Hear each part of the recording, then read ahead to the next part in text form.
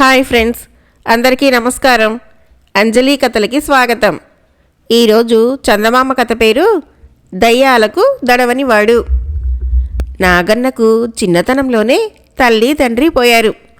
వాడు 20 ఏళ్ల వయసు వాడయ్యే వరకు గ్రామంలోని మోతుబరి రైతుల ఇళ్లల్లో పాలేరుగా పనిచేస్తూ పొట్ట నింపుకున్నాడు. వాడు సహజంగా మంచి తెలివైన వాడు కావటంతో వ్యవసాయపు పనుల్లో నేర్పరి అని పేరు సంపాదించాడు. నాగన్న ఇక తను పెళ్లాడి ఒక ఇంటివాడు కావాలనుకున్నాడు. కానీ వాడికి పిల్లనిచ్చేటందుకు ఎవరూ ఇష్టపడలేదు.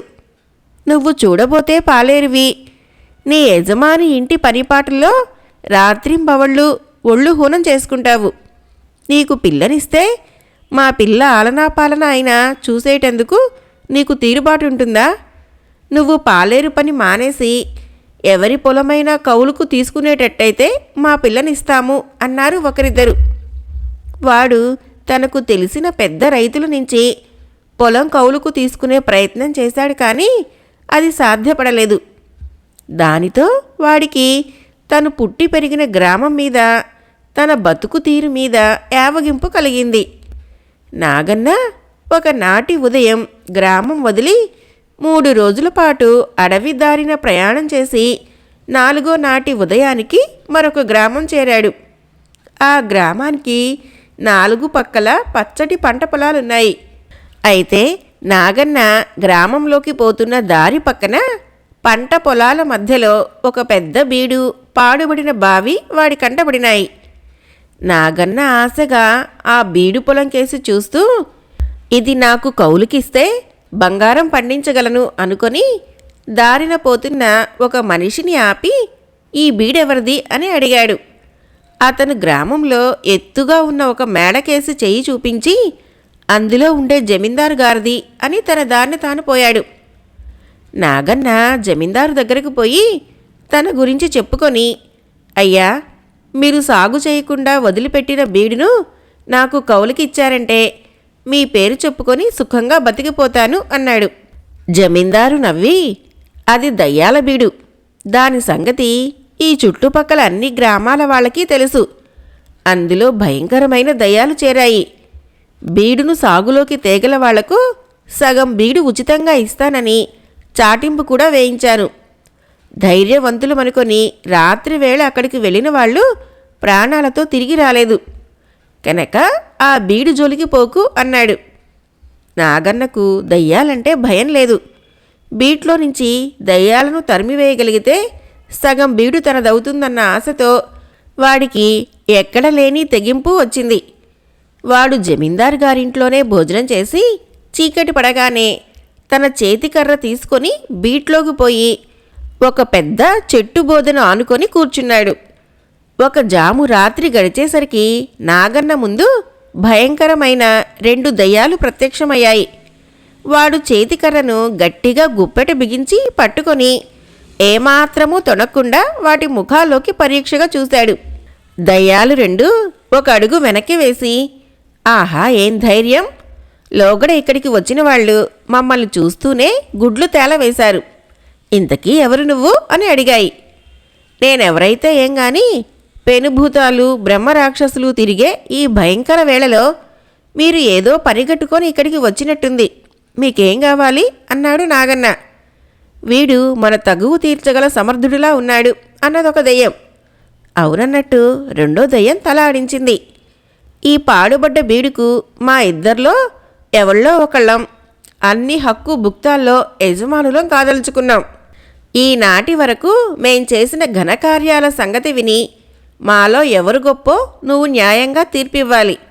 అలా చెయ్యకపోయావో నువ్వు తెల్లవారాక వెళ్ళేది గ్రామంలోకి కాదు, ఆ పాడుబడ్డ దిగుడు బావిలోకి అన్నాయి దయ్యాలు. అలాగే, న్యాయంగా తీర్పిస్తాను.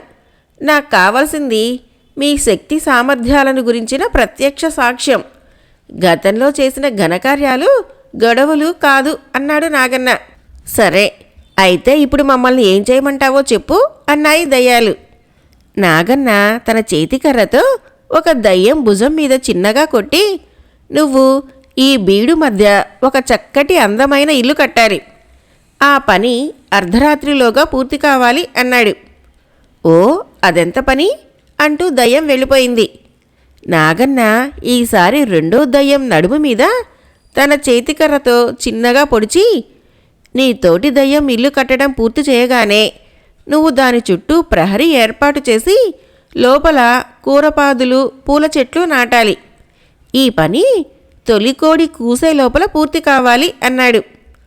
ఇదొక లెక్క ఏం నాకు అంటూ రెండో దయ్యం వెళ్ళిపోయింది.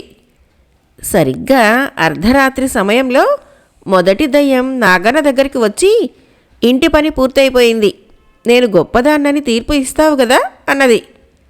నాగన్న ఒక్క క్షణం ఆగి, అలాగే ఇవ్వాలి మరి, కానీ అలా చేస్తే ఆ రెండో దయ్యం నన్ను బతకనిస్తుందా అన్నాడు.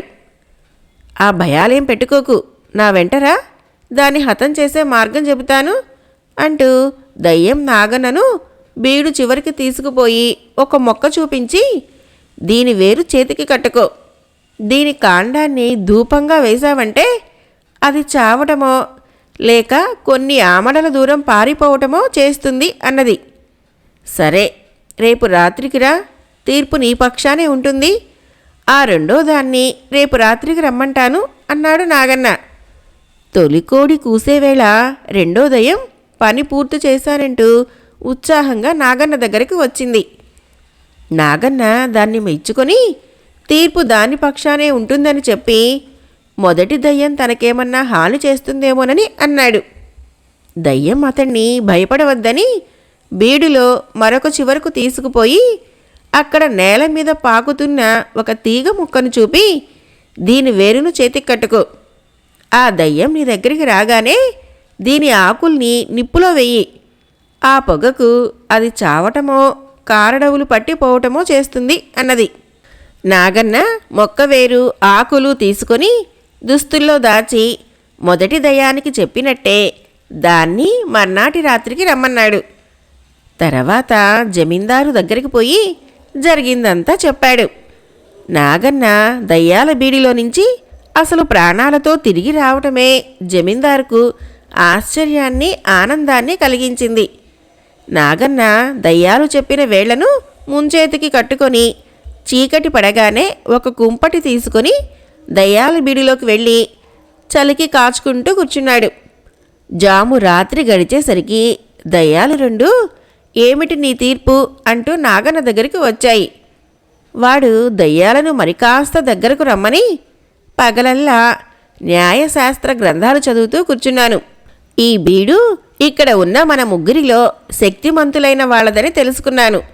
నేనే శక్తిమంతుణ్ణి అంటూ దయ్యాలు చెప్పిన చెట్టు కాండాల్ని ఆకులను కుంపటి నిప్పుల్లో వేశాడు. ఆ వెంటనే గుప్పుమంటూ పెద్ద పొగ లేచింది. దయ్యాలు రెండు కీచుమంటూ అదృశ్యమైనాయి. జమీందారు నాగన్న ధైర్యాన్ని మెచ్చుకొని వాడికి బీడులో సగం దానం ఇచ్చాడు. నాగన్న దయ్యాలు కట్టిన ఇంట్లో ఉంటూ వ్యవసాయం ప్రారంభించి కొన్నాళ్ల తర్వాత తగిన పిల్లను పెళ్ళాడి సుఖంగా ఉన్నాడు. కథ అయిపోయింది. ఫ్రెండ్స్, మరొక కథ చెప్పుకుందాం. కథ పేరు సమయస్ఫూర్తి. నరసీపట్నంలో అక్కుబొట్లు అనే పేరు గల హరికథకుడు ఉండేవాడు. వేదాలు శాస్త్రాలు చదివిన వాడైనా ఆయనకు హరికథలు చెప్పడం అన్నా నాటకాల్లో వేషాలు వేయటం అన్నా ఆసక్తి ఎక్కువగా ఉండేది.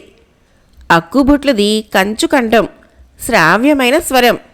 కంఠమెత్తి పద్యం చదివాడంటే ఊరుకు మరొక చివర ఉన్నవాళ్లు కూడా వినగలిగేవాళ్లు.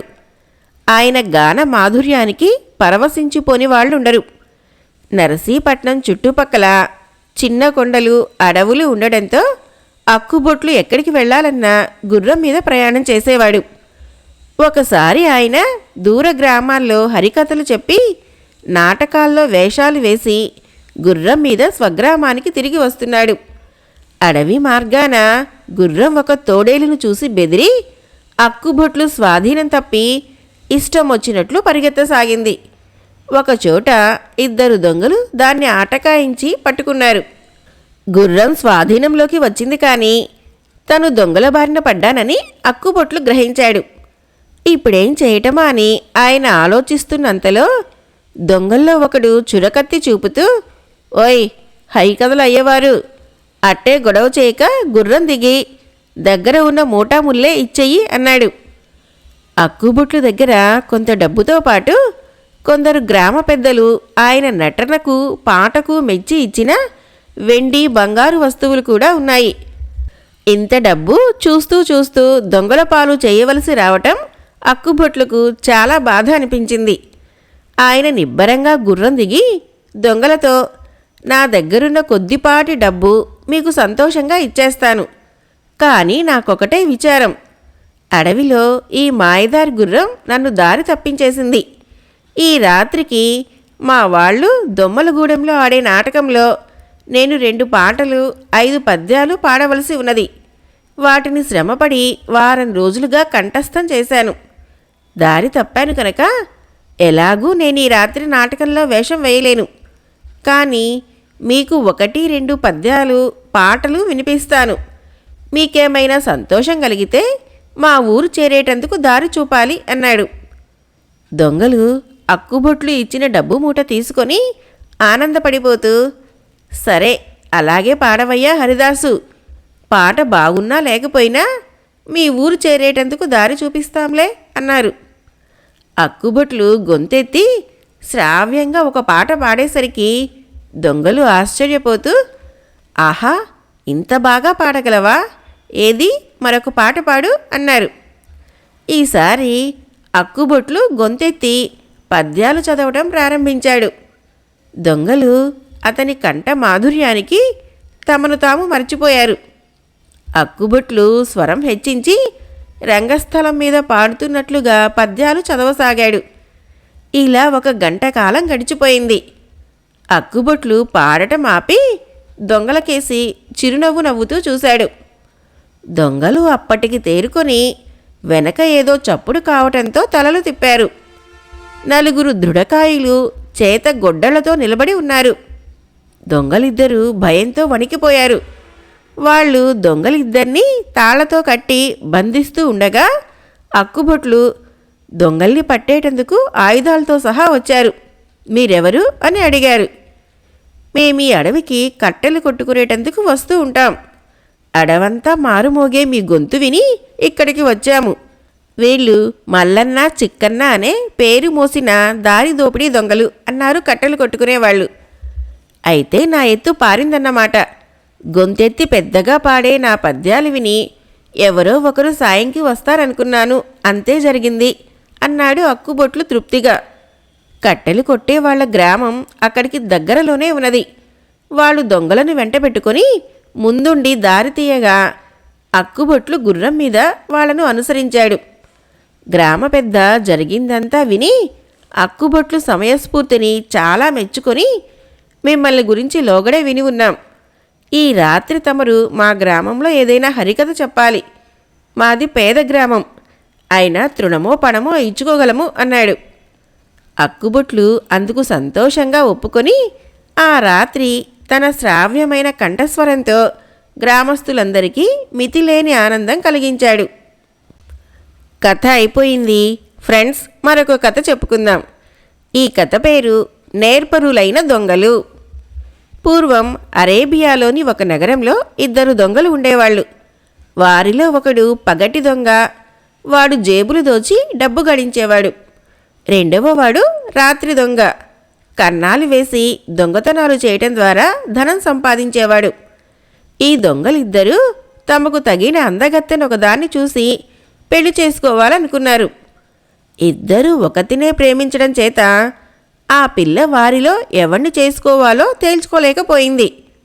నన్ను చేసుకోమంటే నన్ను చేసుకోమని వారు పీడించడం చేత ఆమె వారిద్దరితోనూ ఈ విధంగా చెప్పింది. మీరిద్దరూ దొంగతనాలు చేసి బతికేవాళ్లే, ఇద్దరూ నన్ను పోషించగలిగేవాళ్లే. కానీ మీ ఇద్దరిలో ఎవరు ఎక్కువ నేర్పరి అయితే వాణ్ణి చేసుకోవాలని నాకున్నది. అందుచేత మీ ఇద్దరూ కూడబలుక్కొని ఒక నిర్ణయానికి వస్తే నేను మీలో నేర్పరిని పెళ్లాడగలను అన్నది ఆవిడ. దొంగలిద్దరూ ఆమె చెప్పిన దానికి సరేనని ఒకరి నేర్పరితనం ఒకరికి చూపించడానికి నిశ్చయించుకున్నారు. ముందు నా నేర్పరితనం నీకు చూపుతాను, తర్వాత నీ నేర్పరితనం నాకు చూపుదువు గాని ఆ తర్వాత మన ఇద్దరిలో ఎవరు గొప్ప అయినది తేల్చుకుందాం అన్నాడు పగటి దొంగ కన్నపు దొంగతో. కన్నపు దొంగ ఇందుకు ఒప్పుకున్నాడు. ఇద్దరూ కలిసి షరాబు వీధికి వెళ్ళారు. అక్కడ ఒక వడ్డీ వ్యాపారస్తుడు తనకు రావలసిన బాకీ వసూలు చేస్తూ వీధి వెంట వెళ్ళటం వారికి కనిపించింది. ఆ వడ్డీ వ్యాపారిని చూడు, వాడి జేబులో ఉండే సంచిలో చాలా సొమ్ము ఉండుంటుంది. దాన్ని కాజేసుకు వస్తాను, చూసుకో అన్నాడు పగటి దొంగ. ఈ మాటలు విని కన్నపు దొంగ ఆశ్చర్యపడ్డాడు. పగటి దొంగ వడ్డీ వ్యాపారి వెనకే 4 అడుగులు నడిచి సునాయాసంగా అతడి జేబులో ఉండే మొహరీల సంచి లాగేసి తన స్నేహితుడి వద్దకు తిరిగి వచ్చాడు. నువ్వు నిజంగా ఆరితేరిన వాడివే సుమా అన్నాడు కన్నపు దొంగ. నా తెలివి ఈ సంచిని కాజేయటంలో లేదు. ఇది నాదేనని న్యాయాధికారి చేతనే అనిపిస్తాను, చూస్తూ ఉండు. అలా చేయని పక్షంలో రక్షక భటులు నా దగ్గర ఈ సొమ్ము పట్టుకొని దొంగ సొమ్మని సులువుగా రుజువు చేస్తారు. అందుచేత ఈ సొమ్ము నాదేనని ముందే రుజువు చేస్తాను అన్నాడు పగటి దొంగ. అది సాధ్యమేనా అన్నాడు కన్నపు దొంగ. నువ్వే చూస్తావుగా అంటూ జేబు దొంగ తన స్నేహితుణ్ణి ఒక సందులోకి తీసుకుపోయి అక్కడ సంచి విప్పి అందులో ఉన్న మొహరీలు లెక్కించాడు. సరిగ్గా 500 మొహరీలు ఉన్నాయి. వాటిలో నుంచి 10 తీసి తన జేబులో వేసుకొని తన వద్ద ఉన్న రాగి ముద్రిక ఒకటి సంచిలో వేసి జేబు దొంగ సంచిని యథాప్రకారంగా కట్టేశాడు. తర్వాత అతను మళ్ళీ షరాబు వీధిలోకి వచ్చి వడ్డీ వ్యాపారి వెనకగా కొంత దూరం వెళ్ళి ఆ సంచిని తిరిగి ఉపాయంగా ఆయన జేబులో వేసేశాడు. ఈ పాటికి వడ్డీ వ్యాపారి తన దుకాణంలోకి వచ్చి లోపలికి పోబోతున్నాడు. ఇంతలో జేబు దొంగ గట్టిగా గొంతెత్తి దొంగ దొంగ పట్టుకోండి అని అరుస్తూ వడ్డీ వ్యాపారిపై పడి అతన్ని 4 గుద్దులు గుద్దాడు. అందరూ పోగయ్యారు. జేబు దొంగ వారితో, వీడు దొంగ ముండా కొడుకు, చూడండి పైకి ఎలాంటి పెద్ద మనిషిలాగా ఉన్నాడో, నా మొహరీల సంచి కాజేసిపోతున్నాడు అన్నాడు. ఆ వడ్డీ వ్యాపారిని చూస్తే అందరికీ మంటే. న్యాయస్థానానికి ఈడ్చుకుపండి అని అందరూ సలహా ఇచ్చారు. జేబు దొంగ వడ్డీ వ్యాపారిని రెక్క పట్టుకొని న్యాయస్థానానికి లాక్కుపోయి న్యాయాధికారితో, అయ్యా, ఈ ముసలివాడు నా మొహరీల సంచి కాజేశాడు, తమరు నాకు న్యాయం చేయించాలి అని విన్నవించుకున్నాడు. దొంగిలించిన సంచి ఏది అని అడిగాడు న్యాయాధికారి. వడ్డీ వ్యాపారి జేబులు పరికిస్తే సంచి ఉన్నది. వడ్డీ వ్యాపారి కంగారుతో, అయ్యా, ఇది నా సంచియే. నేను బాకీలు వసూలు చేసుకుంటుండగా ఈ మనిషి నాకు దొంగతనం అంటగట్టాడు. కానీ నేను ఈ మనిషిని ఎన్నడూ చూసి కూడా ఎరగను అన్నాడు. అది నీ సంచియే అయితే అందులో ఏమేమి ఉన్నాయో చెప్పు అన్నాడు న్యాయాధికారి. అందులో 500 మొహరీలున్నాయి అంతే అన్నాడు వడ్డీ వ్యాపారి నిబ్బరంగా. అంతా అబద్ధం. అందులో 490 బంగారు మొహరీలు, నా రాగి ముద్రిక ఉన్నాయి. ఈ దొంగవాడు తమ ముందు అబద్ధం ఆడుతున్నాడు అన్నాడు జేబు దొంగ. సంచి విప్పి చూస్తే అందులో 490 మొహరీలు, ముద్రిక ఉన్నాయి. న్యాయాధికారి ఆ సంచిని జేబు దొంగకి ఇప్పించి వడ్డీ వ్యాపారికి 100 కొరడా దెబ్బల శిక్ష విధించాడు. సంచి తీసుకుని కన్నపు దొంగ వెంట తిరిగి వచ్చేస్తూ జేబు దొంగ, ఎలా ఉంది నా నేర్పు అన్నాడు. జేబు దొంగతనాలలో నీ నేర్పరితనం అసాధారణమైనదే, కానీ చీకటి దొంగతనాలలో నా నేర్పరితనం కూడా ఈ రాత్రికి చూపిస్తాను. అప్పుడు మనలో ఎవరు గొప్పో తేల్చుకుందాం అన్నాడు కన్నపు దొంగ. ఆ రాత్రి జాము పొద్దుపోగానే కన్నపు దొంగ ఒక తాటి నిచ్చెన తీసుకొని జేబు దొంగతో రాజభవనం దగ్గరకు వచ్చాడు. ఏమిటిది, రాజభవనంలోనే చొరపడతావా ఏం అన్నాడు జేబు దొంగ ఎంతో భయంతో. అవును, మామూలు ఇళ్లలో చొరబడటంలో నేర్పరితనం ఏమున్నది అంటూ కన్నపు దొంగ తాటి నిచ్చెనను గోడ మీదకు విసిరివేశాడు. దానికి పట్టు చిక్కగానే కన్నపు దొంగ పైకి ఎక్కుతూ జేబు దొంగను తన నిచ్చెన ఎక్కి వెనకే రమ్మన్నాడు. ఇద్దరూ రాజుగారి ఆవరణలోకి ప్రవేశించారు. కన్నపు దొంగ రాజుగారి భవనం తలుపు ఒకటి ఉతక ఎత్తి లోపల చొరబడి రాజుగారి శయ్యాగారానికి దారి తీశాడు. కాళ్ళు వణుకుతూ జేబు దొంగ కూడా వాడి వెనకే వెళ్ళాడు. పడక గదిలో రాజుగారు నిద్రపోతున్నాడు. బానిస ఒకడు రాజుగారికి కాళ్ళు పట్టుతూ కునికిపాట్లు పడుతున్నాడు. జేబు దొంగను అవతల గదిలో ఉండమని సైగ చేసి కన్నపు దొంగ మునివేళ్ల మీద నడుస్తూ వెళ్ళి బానిసను వెనక నుంచి పట్టుకొని ఒక చేత్తో నోరు నొక్కి రెండో చేత్తో వాణ్ణి తాడుతో కట్టేసి నోట్లో గుడ్డలు కుక్కి గదిలో ఒక మూల పారేసి వాడి స్థానంలో తాను కూర్చొని రాజుగారికి కాళ్ళు పట్టసాగాడు. వాడు కావాలని రాజుగారి కాళ్ళు గట్టిగా పట్టడంతో రాజుగారికి నిద్రాభంగమైంది. కన్నపు దొంగ చిన్న గొంతుతో, ఏలిన వారికి మెలకువ వచ్చినట్టుంది, ఒక చిన్న కథ చెబుతాను ఆలకించండి. అనగనగా ఒక నగరం. దాన్ని ఒక రాజుగారు పాలిస్తున్నారు. ఆ నగరంలో ఒక జేబు దొంగ, ఒక కన్నపు దొంగ ఉన్నారు.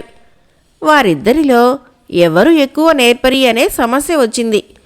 ముందుగా జేబు దొంగ తన నేర్పరితనాన్ని ప్రదర్శించడానికి తన స్నేహితుణ్ణి షరాబు బజార్లోకి తీసుకొని పోయాడు అంటూ జరిగిన కథ యావత్తూ చెప్పాడు. ఆఖరుకు తాను రాజుగారి శయ్యామందిరంలోకి ప్రవేశించి బానిసను కట్టి అవతల పెట్టి వాడి స్థానం ఆక్రమించుకోవటం దాకా చెప్పి, మహారాజా తమరే చెప్పండి, ఈ ఇద్దరిలో ఎవరు ఎక్కువ నేర్పరి, జేబు దొంగ కన్నపు దొంగ అని అడిగాడు. ఇదంతా కథే కాబోలనుకొని రాజుగారు నిశ్చయంగా కన్నపు దొంగే నేర్పరి అన్నాడు. ఈ మాటలు అవతల ఉండే జేబు దొంగకు కూడా వినిపించాయి. తిరిగి రాజుగారికి నిద్ర పట్టినదాకా కాళ్ళు పిసికి కన్నపు దొంగ తన స్నేహితుడితో సహా రాజభవనం నుంచి తిరిగి వచ్చేశాడు. మర్నాడు ఉదయమే రాజుగారు నిద్రలేచి తన బానిస కట్టిపడేసి ఉండటం చూసి తాను రాత్రి విన్నది కథ కాదని, తనకు ఆ కథ చెప్పినవాడు కన్నపు దొంగేనని గ్రహించి వాడి తెలివితేటలకు ముచ్చటపడ్డాడు. తర్వాత ఆయన ఒక చాటింపు వేయించి కిందటి రాత్రి తన పడక గదిలో చొరబడిన దొంగ బయటపడినట్లయితే వాడికి కొలువిస్తాను అన్నాడు. ఆ చాటింపు విని కన్నపు దొంగ రాజుగారి దర్శనం చేసుకున్నాడు. అన్న ప్రకారం రాజుగారు వాడికి తన కొలువులో మంచి ఉద్యోగం ఇచ్చాడు. కన్నపు దొంగ నేర్పరితనం గొప్పదని రాజుగారే స్వయంగా తీర్పు చెప్పటం తన చెవులతో విన్నాడు గనక జేబు దొంగ కాదనలేదు. అందుచేత వారు ప్రేమించిన పిల్ల కన్నపు దొంగనే పెళ్లాడి గొప్ప ఉద్యోగి భార్య అయింది. కథ అయిపోయింది. ఫ్రెండ్స్, నా కథలు నచ్చినట్లయితే మన ఛానల్ని తప్పకుండా సబ్స్క్రైబ్ చేయండి, లైక్ చేయండి, షేర్ చేయండి, మంచి కామెంట్ చేయండి. Thank you.